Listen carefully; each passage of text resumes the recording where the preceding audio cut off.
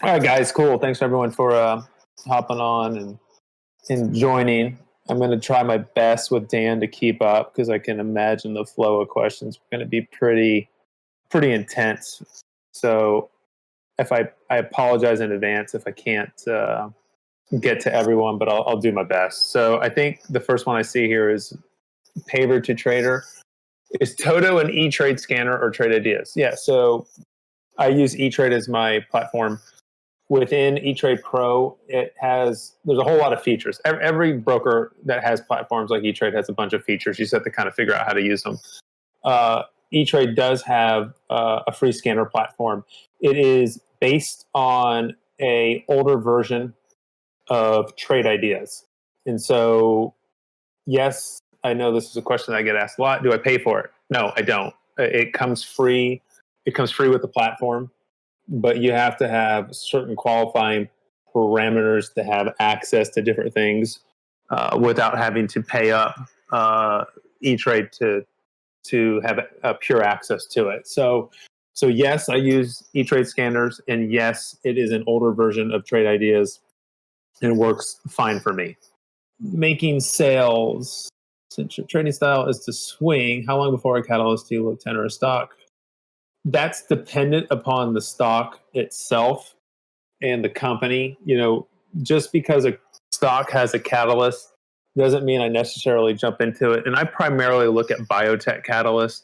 I know I'm swinging TBLT, Tough Built, right now because they're going to, at some point in the next few days, announce, as a lot of folks in this room know, they're going to announce they're officially online with Lowe's on their online and in-store business. But, I think a lot of folks forget that. Don't assume that the entire community of retail traders across the world know that. They don't.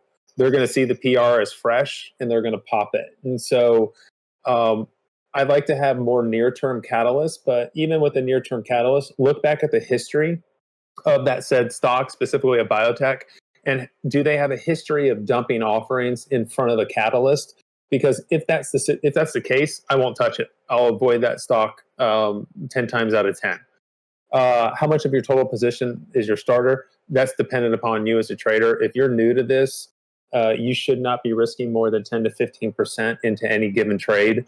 My account's specific to me. Your account's going to be specific to you. But if you're saying, "Hey, let me go 50% in," and that's gambling to me. You need to have better respect for your money, and so I would advise not to do that. This is a marathon and not a race to your financial success and freedom. The market will always be here. I've preached this to folks all the time. But if you get too aggressive, you're going to blow up. I've been there when I started doing this 15 years ago. I was fortunate enough to, have a career where I could refund my account, but a lot of people don't. Slow and steady wins the race. You're going to hit an occasional home run, and just compound the gains. That's the best advice I can give you. Cut losses or add to dips. That's a personal decision. You guys have to make that on your own. My risk tolerance is probably greater than 99% of the people in this room. And that's just based on my account and how I manage my things. So I can handle some impact and determine, how long I can hold stuff out for. How do you make sure you don't get dumped on? That's a good question, Dr. Urkel.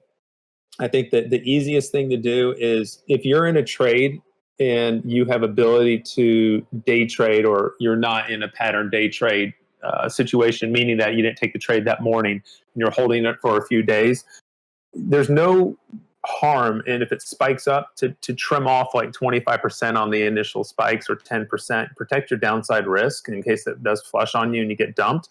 You get out break even. So that's a strategy. And there's nothing wrong with that. Once you book profit, they can't take it away from you. So just always remember that. Do you set goals for your portfolio, or do you take every day as it comes? I don't have goals for my portfolio. I'll be honest. There's no need for me to have a goal at this point where I'm at. I have a monthly goal like I try to achieve, and usually I achieve it, for the most part. But No, it's just, I trade what's in front of me. We're in a really cool time period this year. I know we had a few slow weeks, but in general, this has been an insane market. So foot on the gas. When you're in a trade and it's not going the way you want, what technical indicators do you see to exit? I look for support levels, but they really have to be violated on volume. If it's it's a violation on low volume, I'm not overly concerned about that. They usually pop back up.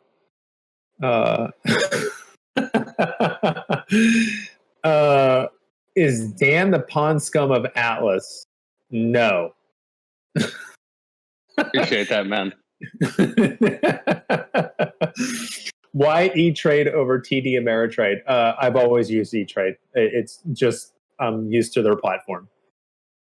Could you talk about the psychology of timing entries on swings, knowing when to add your position, and how to have the confidence to hold through dips? I think I've addressed that, guys. It's timing on swings is, you're never going to guess the top and you're never going to guess the bottom. I mean, honestly, if anyone had a crystal ball, I wouldn't be doing this. I'd play the lottery twice a week, and I'd own, a whole bunch of islands and countries. So you're never going to guess the top and bottom. I mean, sometimes you get lucky, and it's awesome, great.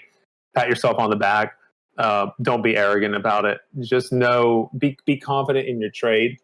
Know your levels. If you're taking a swing, know what you're getting into. Do your homework. If you're not confident, paper trade.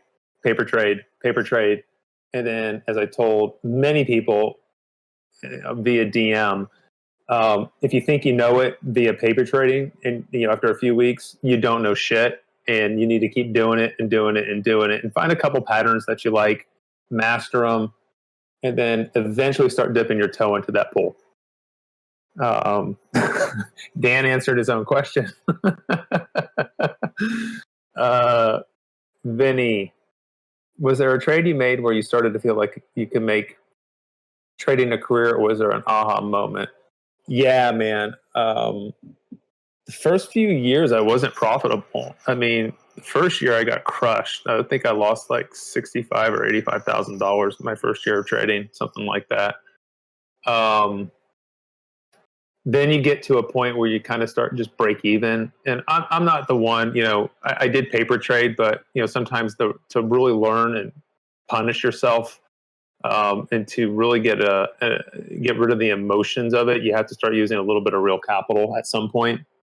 I think when I became consistent for me was probably year 3-ish on the profit side, maybe 3 to 4.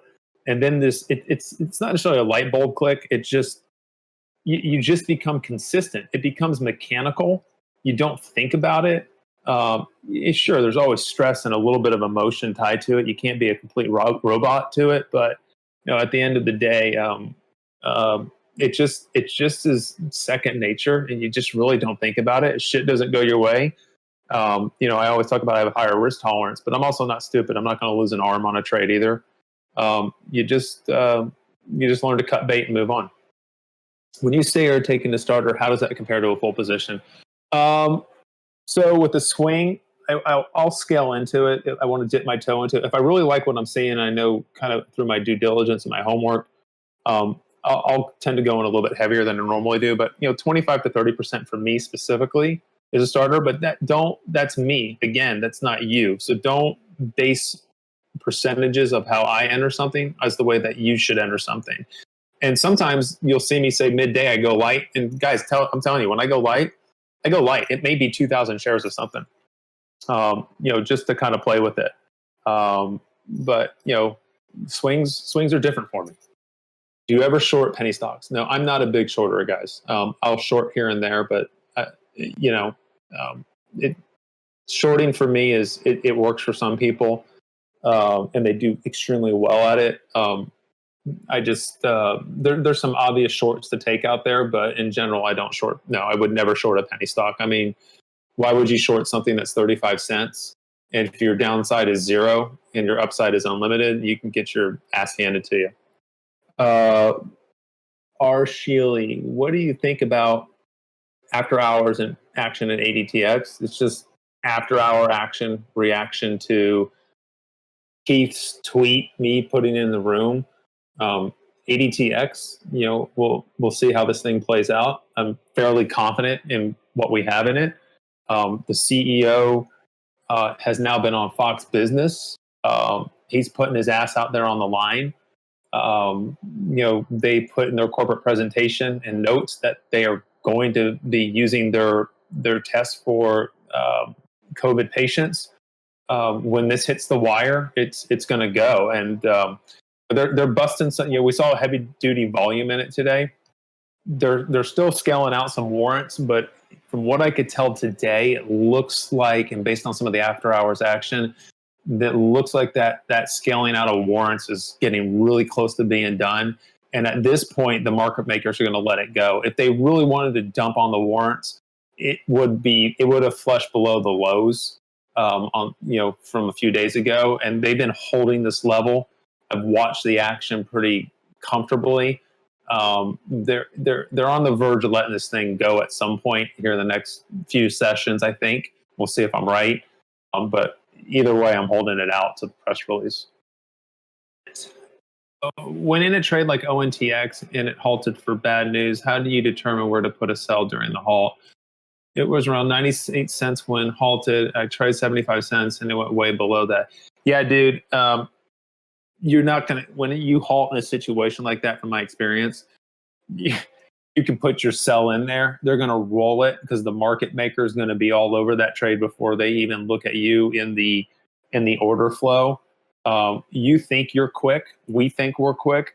The high frequency traders act in milliseconds. You can't even process your brain as quick as they process on the computer system. So, regrettably, we can't compete as human beings against those. Swamp Gator, do you look at price action or price targets when exiting a trade? How do you use level 2 for price action?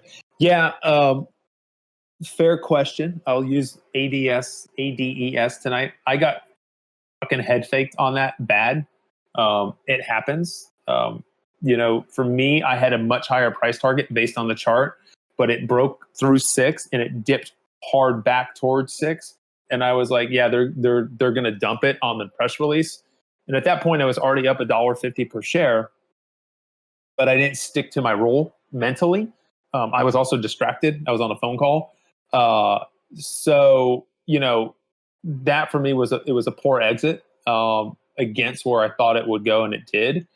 And then he said, how do you use level 2 for price action? I use a chart in level 2, but I look at money flow on level 2. I could, a chart's great to know levels, and I respect them to death, but I look at level 2 more than anything else. I have my notes written down on where things should be. And then I watch level 2 action to determine money flow. AK Investing, what are your favorite patterns to trade? I've said it, I think, 1 billion times. Bottom bouncers, man. Like dead bottom charts with a catalyst. That is my bread and butter. I can sit there and just swing every one of them that I can get into, that I've done my homework on, and just wait for the press releases or the bounces. It is probably one of the easiest trades for me to take. Days Trader. No, I do not hold dividend yielding stocks in my trading portfolio. However, I do have some in an IRA. El Tiger, can you explain what you look for in a bullish or reversal tape and when to exit a position? Again, money flow is for me, and I watch the chart. Brad is extremely good. For example, at watching trend changes. So is PJ. They can read a chart and watch an EMA or a VWAP change, I think, much better than me.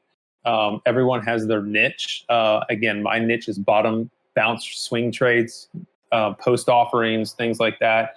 I will never say that I'm a great day trader or watching trend reversals. It's not my forte. But there's always additional things you can learn and add to your toolbox and your arsenal. Stock Guru, do I think October will be better than September?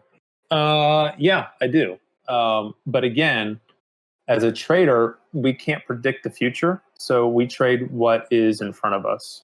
Zazzy, leverage ETFs. I trade them here and there, not frequently. Walter White, what do you think are the most important rules to follow as a beginning trader? Paper trade. Figure out 1 to 3 chart patterns and paper trade them to death. And then, as I mentioned before, realize that when you think you got it, you don't. You suck. And keep doing it and keep doing it, and then start dipping your toe in with baby capital to work on the emotional part of trading. Those are my biggest 3 things. And understand the market we're in is abnormal, utterly abnormal. And so what we have seen this year is not normal. I've been through it a few times in my career, but trading's hard, man. It's a wicked industry, but you can be very successful with discipline. And that goes into Catalyst. How do you stay disciplined and respect your mental stops for after hours pre-market? Have a plan. Always have a plan. There are trades that I will take that I don't put in the room that go against me because I feel like the risk tolerance is too high for the room, and they hit me. And guess what? As I've mentioned before, you take a paper cut loss and you do not lose a limb. How much better has the Atlas family helped your portfolio? I mean, it's more eyes for me on different strategies. But as to building my portfolio, I don't think it changes anything for me. When I trade, I take a enormous amount of trades on my own that I don't post in the room. So, if you're thinking that, I guess does me taking a trade and posting an Atlas help? Yeah, I mean, I think anytime you post anything out there, it boosts the volume to it. But at the end of the day, it's the community that PJ has built here at Atlas and the additional eyes and strategies and personalities. It helps everyone out. All right, making sales. In the case of ADTX, they were a relatively new IPO, so when their price started falling, how did you know it was a good time to start a position and add to your swing? So simple. So when you have an IPO, for the most part, those guys, let's say, buy in at hypothetical number 10, and now the stock's down at 2. Do you think any of those investment banks or funds or institutional investors are happy that they're down, 80%? No. They're gonna hold the executives of that organization's foot to the fire to turn it around, or they're gonna raise hell, and that executive will never be able to gain trust back into the investment community. So, for the most part, as long as it's a valid company and not some sham, they should bounce back to some degree. Maybe not to the IPO price, but they'll get close to it. All right. How to confirm the news is good in order to take an entry into stocks? Specifically, I think pre-market and after hours. Yeah. So again, I've been trading for 15 years. Most of these stocks I've traded for 15 years. They are penny stocks for a reason. They are all shit, to be pointedly honest. They all work in cycles, and they all know how to play an algorithm. And if their IR department is worth two nickels, then they will know how to code the headline to spike the price. Now, the question is, how do you know about a pop and drop? You don't. You just have to observe the money flow. But, it's ADES tonight. That was, even though I traded it poorly, in my opinion, for me personally, they had a 15-year contract in the headline, and after hours, no real market makers managing the money flow. That was a no-brainer outside of me just getting kind of head faked on some profit taking. Do I trade options? Occasionally. Other than swings, are your trades always from scratch based on volume PR, or do you have some tickers that you like to continually scalp because you feel confident in their movement? Both. I primarily trade on catalyst swings and press releases. But yeah, I'll scalp intraday moves. But again, I'm not the best at that. I would refer to the other guys like PJ, Brad, Ricky, Bobby. Man, those guys are stellar, dude, when it comes to knowing when to enter. Like, learn from those dudes, man. And I know there's other guys in there, and I apologize for not mentioning their names, but like, just they're good, guys. They're real good at that stuff, and I even learn from them. I can, but I do learn from them. It's always good to have extra tools in the bag. How has your strategy method changed over your career? I still look at swing trades, and that's kind of what I did in the beginning because I was under PDT for a little bit in the very beginning, and I got over it. But swings for me, because at that time there was a career. It was easier to kind of manage them. Strategies don't necessarily go in and out of style, but like the market, things ebb and flow, so you need to adjust. And I think that's just the big thing: have multiple tools in the bag, and it takes time to learn those. All right, Just Ross, simple some bitch. What do you look for to know a day trade is an overnight hold? Money flow. If I see buying volume into the close, that's a no-brainer for me. Now, does it mean that it's going to work out 10 times out of 10? No, but the probability is there to see a bit of a gap up in the morning. I have no suggestions for long-term Roth IRA holdings. That is a personal decision, and I would not a financial advisor, so I would not be able to tell you what to do in your Roth IRA. Nate Davis, do you consider human psychology when trading to play off other people's emotions when trading? Yep, 100,000,000%. For example, COVID earlier this year, and every single biotech figured out COVID as a human psychology to generate people to come in and buy. So this is what we call theme trading. Theme trading is human psychology. It's a different way to look at it. So understand that, yes, human psychology, because we are not robots, will dictate retail volume into any given trade. Do I have a picture of my setup? No, not to share. I can tell you that I run 4 screens. That's it. It doesn't have to be overly complex. People like a whole bunch of screens. That's cool, man. Whatever works for you. Skinny Ninny. How and why do you decide to buy into companies that have filed for bankruptcy, and when the shares are going to zero?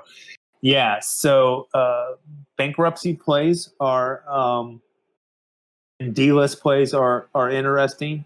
You try to catch them when they've been sitting at the bottom for a little bit. Excuse me, guys. And again, it's just watching money flow. You can kind of see when the market makers are going to flip it. You just have to watch it. It's a learned trait to catch when they start trying to flip. Usually it's kind of big block flips at the bottom. Like you'll see it down there and you see these big blocks go, but they're not really moving on price. That to me is a little bit of an indicator that they're about to flip. Is it right 100% of the time? No. But it's something to observe. Again, you have to just have your eyes on the screen to watch things and observe them. All right, guys. I've seen PJ post things about market maker purchasing, selling inside massive volume. How can you tell when things like that occur? What is the significance of market makers purchasing and selling? They control price action. So as a retail trader, you think you control price action. You don't. Market makers control the price action. When you see those random ticks throughout the day, it's market makers. It's their automated systems that are doing it. They're the ones that control, when things are going. And yes, when we see them purchase, and you can see it on the block buys or the block sells, that's indicative of something potentially happening. Again, we play things on probability. Nothing's an absolute. I know some folks use this as a phrase as gambling. Everything in life is a little bit of a gamble, but we watch for indicators to show potentially what the next move is. Like it's kind of like you're catching them showing their hand a little bit, and you just have to observe it. When exiting or entering a position, how often do you market buy or sell? Depends the flow of the trade. It depends the flow of the trade. If it's a thin issue and it hasn't traded a lot of volume, I'm not slapping anything. I'll bid it, and if they fill my bid, cool. If they don't, then don't. A lot of folks, when they're new, will just slap. And that's why you'll see Zach saying, hey, let it pop and come back. There's don't feel like you got to, if I post something or any of the other guys post something in the room that you got to immediately buy it. We're just letting you know from an education standpoint what we're buying and why. It doesn't necessarily mean you have to go right away. Just be aware that we see something potentially that's going to move it. And if it shifts up, it tends to shift back a little bit. And then it catches what you'll see me post dip and then next leg, dip and next leg. That's what I mean by, you catch those initial pops, it'll dip and then next leg. Got a note here from a friend. He said, going back to Dlist and BK plays, and I did forget to mention this is really important. Playing a Dlist or a bankruptcy play, if there's no hard date that one of those two things are going to happen, then there's no reason to enter it. So you're kind of playing a huge risk because they could delist it at any time. So, for example, Smart, we knew they had a date that they were going to delist. So it was like literally the easiest thing in the world to play because all we had to then do was wait for the market maker kind of indicator that they were flipping their position and trying to get out the fund holders. And I think that was like on a Friday afternoon. It ran like crazy. I saw it in the right before the close. I saw them playing the game, and that's why we called it out. And boom, I think it went up like close to 100% in the after hours. We caught them playing their games. And so I always speak to having a catalyst. That's one of the catalysts you want to have is on those BK and Dlist plays is definitely have a date in mind. All right, Tross, follow up to your first question. The time and sale prints at the end of each day for a second after the close, that can be anywhere from 20K to millions of shares. What is happening? Those are just late prints. So don't get wrapped around the axle on those. Those are late prints. That's totally normal. It happens all the time. It's nothing special is going on there. You're not seeing anything like, ooh, something mischievous is happening. Best piece of trading advice you have ever received, learn to cut losses. And the second bit of advice is have no emotion when doing this. This is, to me, and it might surprise some of you by me saying this, when I look at my P&L, it's literally like points on a video game to me. It really, I understand it's physical cash. You can cash out and there's material value to it. But to me, there's no emotion. It is truly points on a video game. And to eliminate emotion out of this, you should be trading with capital you can afford to lose. If you can afford to lose it, then there should be no emotion to this whatsoever. Look at it as if you were paying to take a vacation. And once you take that vacation, you've spent the money and it's gone. So there's no emotion to it. If you are playing with capital because you need to play, because you are in a financial situation, you're trading with the wrong mentality, and you're going to blow up. Nate Davis, when a company like ZSAN takes 50%, do you see that as a good entry for a bounce or a quick scalp? Depends the stock. So I know ZSAN, for example. I know the history of the company. They're sitting on a motherfucking ton of cashless warrants. And I can promise you that is why it did not hold any support last night. Those market makers, those funds were just, the investment bankers that still hold shares were just dumping cashless warrants at that point. For me, it was a no-go entry just based on my knowledge. Now, does that mean that could be incorrect? Yeah, 100%. It could have bounced. But for me, there was too much inherent risk based on knowledge that I have of the organization that I chose not to enter that dead cat bounce. What strategy do you recommend for people with accounts under 25K? Again, find a handful of chart setups that work best for you. Again, for me, it's bottom bouncers with Catalyst, and learn to swing trade, especially if you can't be in front of your screens under 25K. For the most part, you guys have full-time jobs. You can't stare at your phone.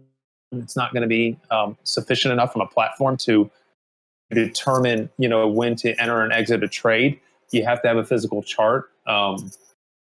So I recommend swing trading, but that's just my perspective. You could have your own perspective and find something that works better for you. It's all personal selection at that point. How do you know, this is a good question, L Tiger, how do you know when a stock is being controlled by a market maker or algo versus trading naturally? and I'm totally drawing a blank on the ticker that PJ got into, and they had earnings after hours, and the market maker held it back, and then they ripped it on earnings after hours. So right there was a perfect example. The market maker did not want it to go and pop into, I think it was the, was it, hang on real quick, let me look it up. Now that I'm drawing a blank. It was the EV battery play. Anyway, yeah, so we saw the market maker holding it back. And then because they didn't want the price to get out of control before the earnings report, and then they let it go. Am I still holding blue? Yes, I'm still holding blue. It's my IRA. Chance of the earnings report. Let's see if someone remember the name of that ticker. Flux, Flux. Thanks, man. I appreciate the DM on that. Yeah, it was Flux. That was a perfect example, again, of the market maker really dicking everyone in market hours in advance of the, all right, Sunshine. What's the most important terms in an SEC filing? Depends what you're looking for, dude. Like, SMLP last night, had a filing, and the first thing that I saw in the filing was forced foreclosures. Like, dude, if there's ever a red flag that shit's not going to work, there it is, right there. So you got to look for keywords. But I'll pass that to Verde because he's the freaking filing machine, dude. I've never seen a human being read filings that fast in my entire life. It's the freaking talent, to be honest with you. Nate Davis, how do you stay mentally healthy through a rough trading season? No emotion, dude. No emotion. So that's how I stay mentally healthy. Go work out. Go walk away from your desk. If you have a couple bad day trades, or trades in a row, cut it for the day and come back tomorrow, man. You're just beating yourself up because your mental state's poor, and you just got to walk away. How do you tell if a stock is being diluted? Look at ADTX today. So ADTX had a fuck ton of volume, and it just did not move. And so when I was watching level 2, and this is how, as I've been like eyes of a hawk on this thing, when I watched level 2, it was just rolling through dark pool selling, which was the warrant conversion. And so that's how I can tell they're diluting, but it's not dilution like it's going to lose share price value. It's just dilution because they're cashing in the warrants, because what they want to do is they are exercising those for shares right now in advance of a press release. And then when the press release happens, so let's say they had 50,000 shares, now they're holding the hypothetical 100,000 shares. So when the press release hits, there's more value to them on the move up. Okay, so good question, Cheeks. Provide the names of hedge funds you want to see buying stocks that are traded in the biotech industry. So we've talked about this in the past, so I'll bring it up again. OrbiMed, ORBIMED, Point72, Baker Brothers, Tang, Perspective. Thank you. Yeah, totally. 100% Perspective advisors. There's zero question. If Perspective buys, you buy. I mean, like, that's no brainer. Maximum length of time you're willing to hold a bottom play, or do you just buy it, stop looking at it until it hits? Yep, 100%. If I have a defined catalyst and their cash position is good, and I monitor the SEC filings, I have no problem holding that thing until the PR hits. Now, I'm not buying a bottomed out play with a catalyst 6 months from now. So usually as a baseline, look for 90 days or less. But sometimes the ones that are 6 months out, you can also kind of go through the filings and figure out if they're going to drop a PR bomb in between. And so keep them on a watch list, and I watch for, I like to look for spikes in volume with no movement in price on a given day. That's an indicator to me that something's shaken, that we might see something. So I like then that moves up on the watch list, and I kind of just keep a little stronger eye on that stuff. Are you able to identify when a company may get bought out?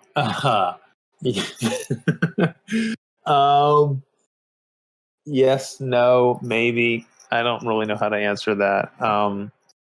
You know, like AMAG, I know tonight had rumor of a buyout. I know that they've been shopping themselves for a while. I knew something was going to hit the wires at some point. Was I in it? No. Was I surprised to see it this evening? Not really. Surprised to see it spike like a couple bucks? Yeah, because it's a shithole company. But yeah, you kind of keep your ear to the ground and look at different sources on the web to kind of know what's shaking. Stuff leaks. I have stuff leaks is what I'll leave it alone at that.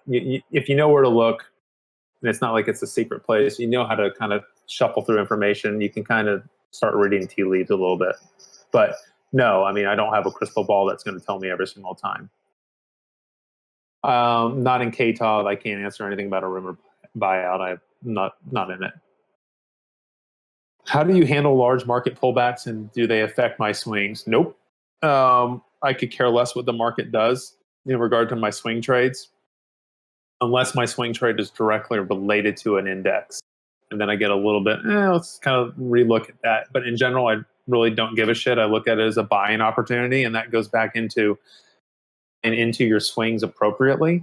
So if there are some pullbacks, it gives you an opportunity to add into that swing at a lower price. How do you identify shorts? See it in the price action.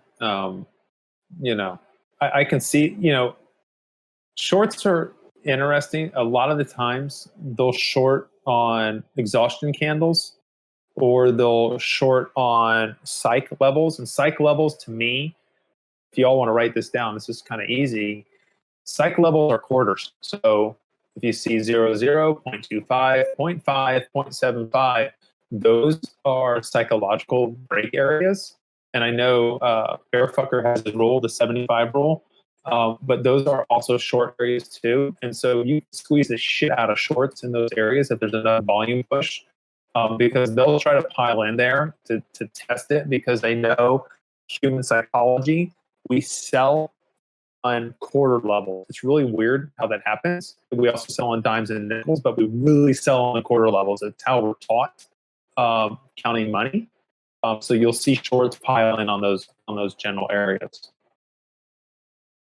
also super easy to squeeze on those areas if there's a volume push, like I said. Longest time on the stock. I really don't have a time limit. Single best resource you tell someone to read, study, to grow in their swings. I mean, I don't know, like, if it's a reading material, I don't have any. For me, it's experience. I mean, I think FinViz is probably the fucking best website out there.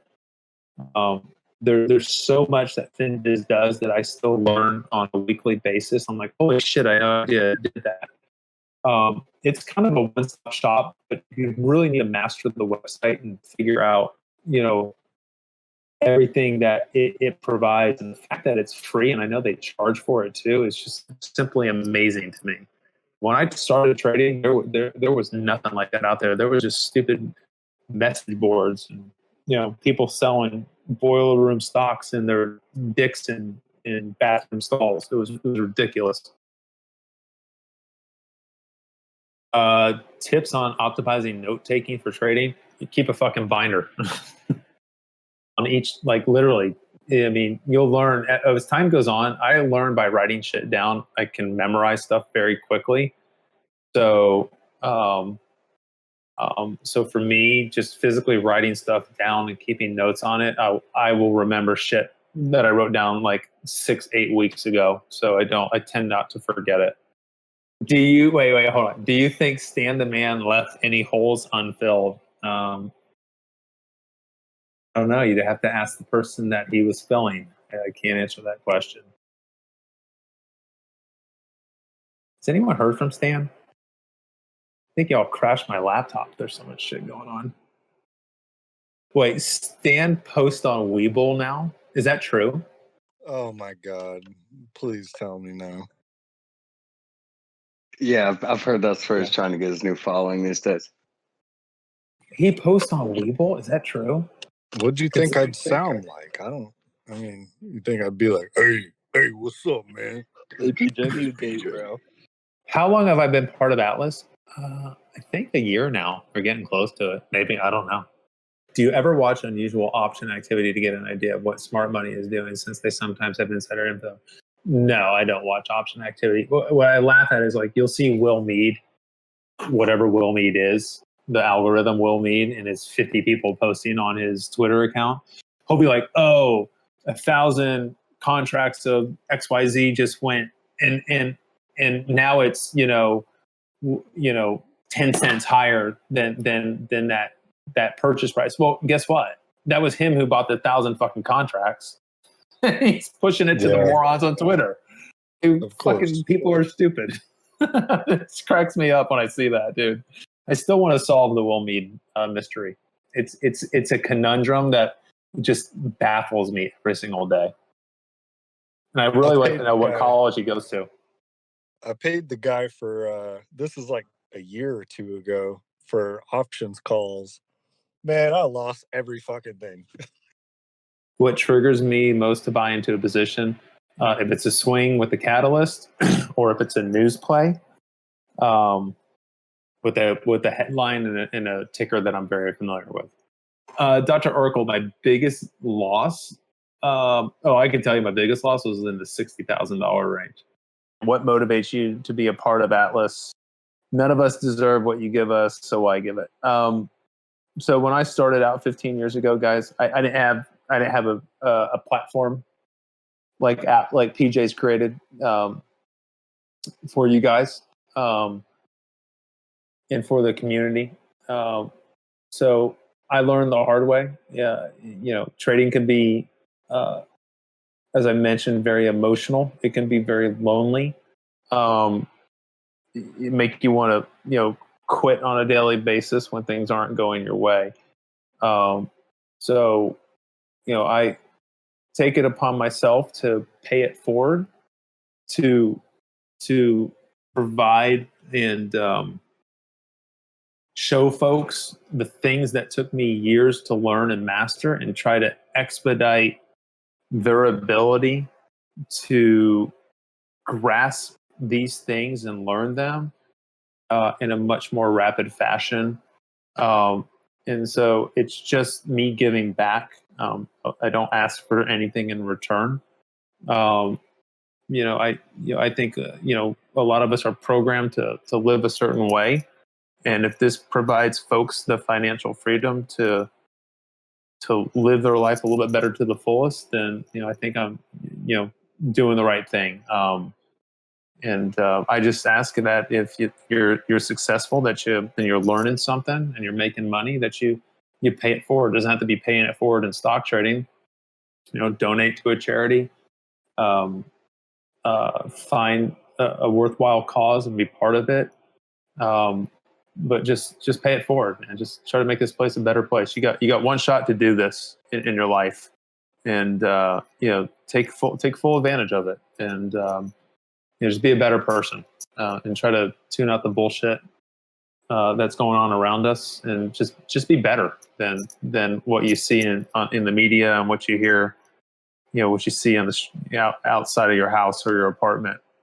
It's just stand up and be a better person, and if so that for me is what motivates me, is just to be able to provide you guys that opportunity, and obviously a little bit of humor throughout the day with my stupid comments and the stupid GIFs that I occasionally post.